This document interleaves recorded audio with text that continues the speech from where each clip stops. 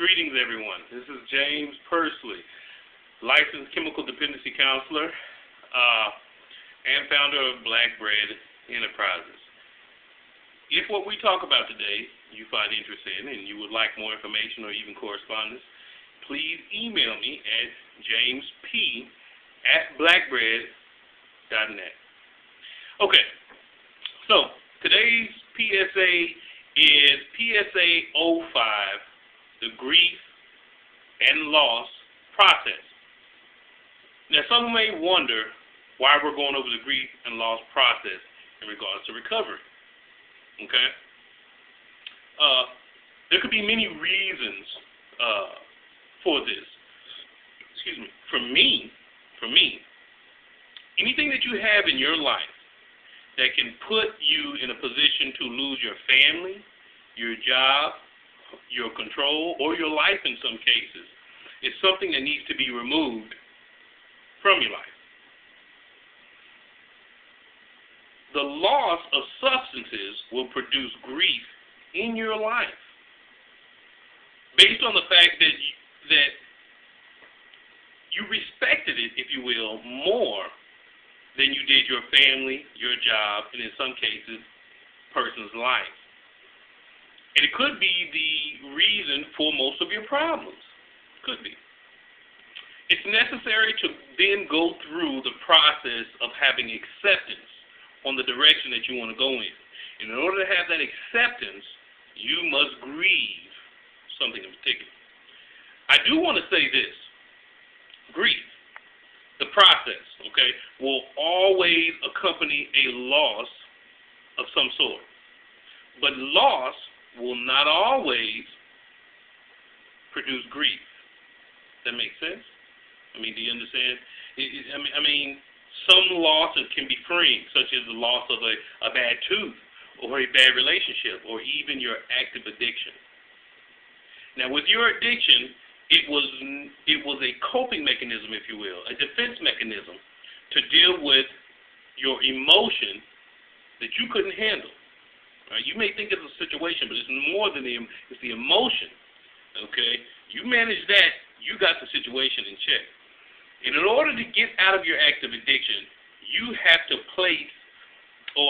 get to a place of acceptance of not having it, the substance that is, anymore to fall back on to go through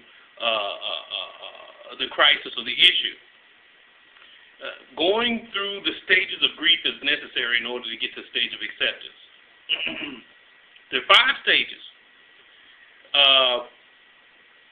one should look at to go through the grief process, and they are denial, anger, bargaining, depression, and then finally acceptance. One can bounce around from stage to stage, but once a person has gained acceptance over their grief, they don't bounce around from place to place. And if a person does bounce around from stage to stage or place to place, then they truly haven't reached acceptance in the situation. What persons in addiction need to look at in regards to grief is losing not just the ability of using substances to deal with your issue, but in fact the lifestyle that comes with active addiction.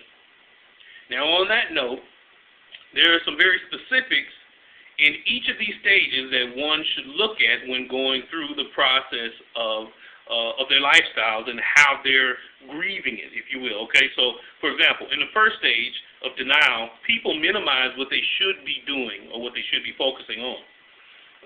In anger, it can be reasonable or unreasonable, and most times it's unreasonable, but based on not finding the motivation to doing what needs to be done. Okay, the third stage is bargaining. We avoid our circumstances by trying to create realities in our mind first, of course, that only result in more problems. The fourth stage is depression. In the realization of the truth of our condition, circumstances, consequences, or our situation sets in, the realization of that.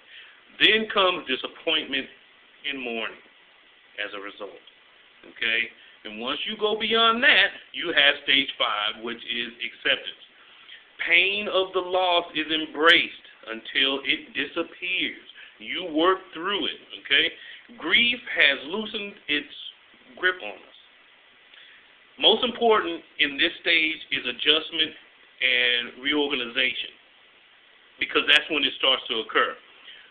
The reason why that's most important is because without action or adjustment or reorganization, a person has no guarantee of acceptance. Today's topic can be applied to any area of life where grief is involved, or, but for this purpose, or for today's purpose, this PSA, it's about recovery purposes. I think that one of the most difficult parts of grief, more so, is the acceptance part, because you have adjustment and reorganization that needs to take place. And most people don't know how to go about doing that. They don't know how to adjust or reorganize. Why? Because they don't know what it takes to motivate them to make that happen. So you can't fix a flat if you don't know where it's coming from. If it's a bent rim, if it's a hole, if it's a slow leak, whatever the case is, your tire will continue to go flat unless you fix where the main issue is at. So the main issue is the motivation of getting involved in what you need to do to make that change, the adjustment and reorganization. Now, the next PSA that we'll be going over is going to be PSA 06, making changes. So we can see where to start the reorganization, or the, more importantly, action process to getting over or grieving or losing the lifestyle of addiction. Thank you for listening. This is James Pursley, founder of Blackbread Enterprises and the Paragon Saline Program. Until next time, bye-bye.